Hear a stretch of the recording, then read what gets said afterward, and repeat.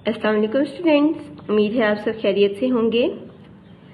जैसा कि आप जानते हैं कि हम अपनी पिछली वीडियो में एराब और उसकी अक़साम पढ़ रहे थे, जिसमें हमने ज़ेर, ज़बर, पेश और मद का मुताला किया। आज हम बाकी अक़साम पढ़ेंगे। जज़्म या सुकून। जज़्म के मानी हैं ठहरना। जिस हर्फ पर ज़ेर, ज़बर, पेश कुछ ना हो उस पर ये अलामत लगती है। उर्दू के हर लफ्ज़ का आखिरी हर्फ साकिन होता है, लिहाजा उस पर जज़्म की अलामत लगाना ज़रूरी नहीं। हम जानते हैं कि जिस हर्फ पर ज़ेर, ज़बर, पेश कुछ भी न लगाया जाए उसके ऊपर जज़्म या सुकून की अलामत लगाई जाती है।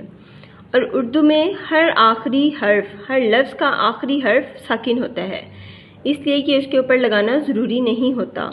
जैसे उमूर में रे साकिन है, आखिरी हर्फ साकिन है रे, तो उसके ऊपर हम जज़्म की अलामत लगाएंगे। अगर हम नहीं भी लगाते तो इसका मतलब है कि ये ठीक है, हमने लफ्ज़ पढ़ा उमूर, रे साकिन हो गया। फिर है घर, यहाँ पर भी रे साकिन है, और रात ते साकिन है। तो इन अल्फाज के आखिर में जो हर्फ है वो साकिन है, तो उस पर हम जज़्म की या सुकून की अलामत ना भी लगाएं तो उससे फ़र्क नहीं पड़ता। फिर आगे है वक्फ़। वक्फ़ के मानी भी ठहरने के हैं। इसकी अलामत भी जज़्म है। जब किसी लफ्ज़ में एक से ज़्यादा साकिन हर्फ साथ साथ आ जाएं तो पहला हर्फ साकिन और दूसरा वक्फ़ कहलाता है। जैसे दोस्त, अब दोस्त में सीन और ते दोनों साकिन हैं, तो पहला साकिन हो गया, ते से सीन साकिन हो गया और ते जो है ये वक्फ़ है। इसी तरह भीख, ये साकिन हो गया और काफ वक्फ हो गया, तो लफ्ज़ बन गया भीख। ज़ीस्त में सीन साकिन है, ते वक्फ है। आगे है शद का मतलब है खिंचाव। ये अलामत जिस हर्फ पर लगाई जाए उसका मतलब ये होता है कि वो हर्फ 2 मरतबा पढ़ा जाएगा। जैसे गद्दार, दाल के ऊपर शद है तो इसका मतलब है कि हमने दाल को 2 मरतबा पढ़ना है। गैन, दाल, अलिफ, रे, दाल हमने 2 बार पढ़ी। हम इसको हर्फ में 2 बार लिख नहीं सकते, लिखते नहीं हैं, इसलिए हम इसको एक बार लिख के इसके ऊपर शद की अलामत लगा देते हैं, तो लफ्ज़ बन गया गद्दार। इसी तरह जन्नत, नून हमने 2 बार पढ़ा तो हमने इसके ऊपर शद लगा दी, 2 बार लिखने के बजाय हमने इसके ऊपर शद की अलामत लगा दी, तो लफ्ज़ बन गया जन्नत। फिर है अव्वल, इसमें वाव के ऊपर शद है तो ये बन गया अव्वल। किसी लफ्ज़ के ऊपर जब हम शद देखते हैं तो हमें अंदाज़ा हो जाता है कि इस लफ्ज़ को हमने 2 बार पढ़ना है। तनवीन, 2 ज़बर, 2 ज़ेर और 2 पेश। तनवीन का मतलब है किसी हर्फ पर 2 ज़बर, 2 ज़ेर या 2 पेश लगाकर नून की आवाज़ पैदा करना। जिस हर्फ पर 2 ज़बर लगाएं उसके साथ एक अलिफ ज़ायद लिखते हैं, जैसे मजबूरन। अब देखें, हमने अलिफ ज़ायद लगाया और उसके ऊपर हमने 2 ज़बर लगा दी।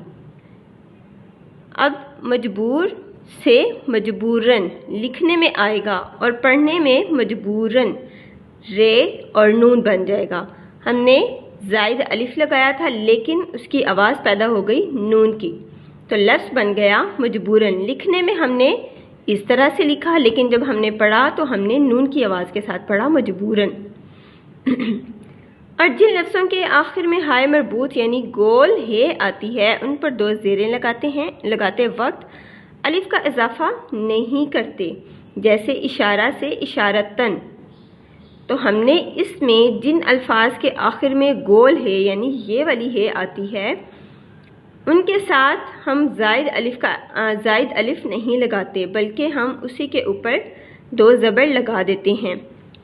अब लिखने में इस तरह से आएगा ते और उसके ऊपर 2 ज़बर लिखने में आएगा, और पढ़ने में इशारतन यानी ते नून।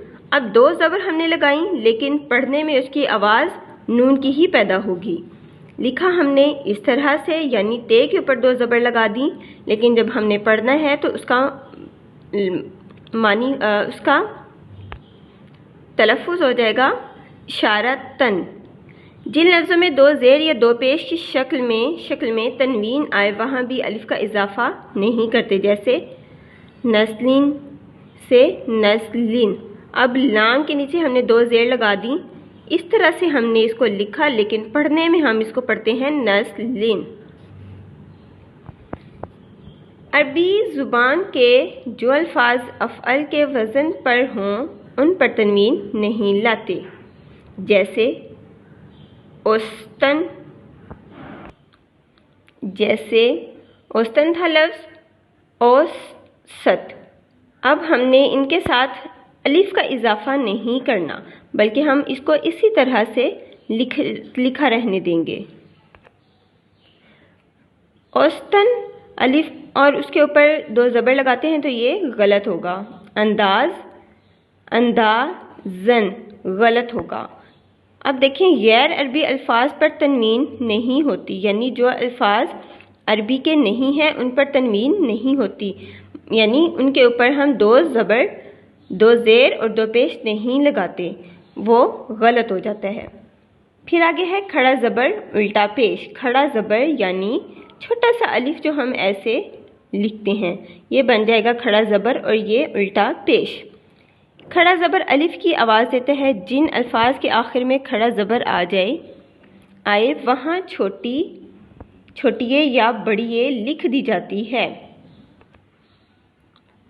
جو پڑھنے میں نہیں آتی، یعنی جن الفاظ کے آخر میں کھڑا زبر آئے وہاں پر ہم چھوٹی یا بڑی لگا دیتے ہیں، لیکن پڑھنے میں نہیں آتی وہ، جیسے مصطفیٰ، فتویٰ، تعالی وغیرہ۔ اب دیکھیں ہم نے مصطفیٰ دو طرح سے لکھا، چھوٹی کے ساتھ بھی بڑی کے ساتھ بھی، اور فے کے اوپر ہم نے کھڑا زبر لگایا۔ تو اب ہم جب پڑھیں گے تو چھوٹی کی یا بڑی کی آواز نہیں آئے گی، بلکہ کھڑا زبر کی ہی آواز آئے گی، تو لفظ بن جائے گا مصطفیٰ۔ ٹھیک ہے، آگے ہے فتویٰ۔ چھوٹی کے اوپر ہم نے کھڑا زبر لگایا۔ تعالی یہاں پر بھی ہم نے چھوٹی لکھی ہے اور ساتھ میں کھڑا زبر لگایا ہے، لیکن پڑھنے میں اس کی آواز نہیں آتی، ہم اس کو پڑھتے ہیں فتویٰ، تعالی وغیرہ۔ الٹا پیش یعنی واو کی آواز دیتا ہے، الٹا پیش واو کی آواز دیتا ہے، جیسے وحدہ، جلالہ، اور جو کھڑا زبر لفظ کے درمیان میں آتا ہے وہ چھوٹی کی آواز دیتا ہے۔ وحدہ ہے کے اوپر الٹا پیش لگایا جس نے واو کی آواز دی، وحدہ تو یہ بن گیا ہو۔ جلالہ تو یہ ہے پیش واو کی آواز دیتا ہے۔ اور جو کھڑا زبر لفظ کے درمیان میں آ جائے، جیسے زکوٰۃ، واو کے اوپر کھڑا زبر ہے تو یہ واو کے اوپر واو کی آواز نہیں دیتا، بلکہ زکوٰۃ یعنی کاف کی آواز کو کھینچتا ہے، تو یہ لفظ بن گیا، کاف کی آواز کو لمبا کرتا ہے تو لفظ بن گیا زکوٰۃ۔ ہم نے واو کی آواز نہیں نکالی، بلکہ ہم نے اس کو پڑھا زکوٰۃ۔ جی اسٹوڈنٹس، یہ تھا ہمارا آج کا کام۔ آپ نے اس کا مطالعہ کرنا ہے، پڑھنا ہے، سمجھنا ہے اور یاد کرنا ہے۔ اگلے سبق تک کے لیے اللہ حافظ۔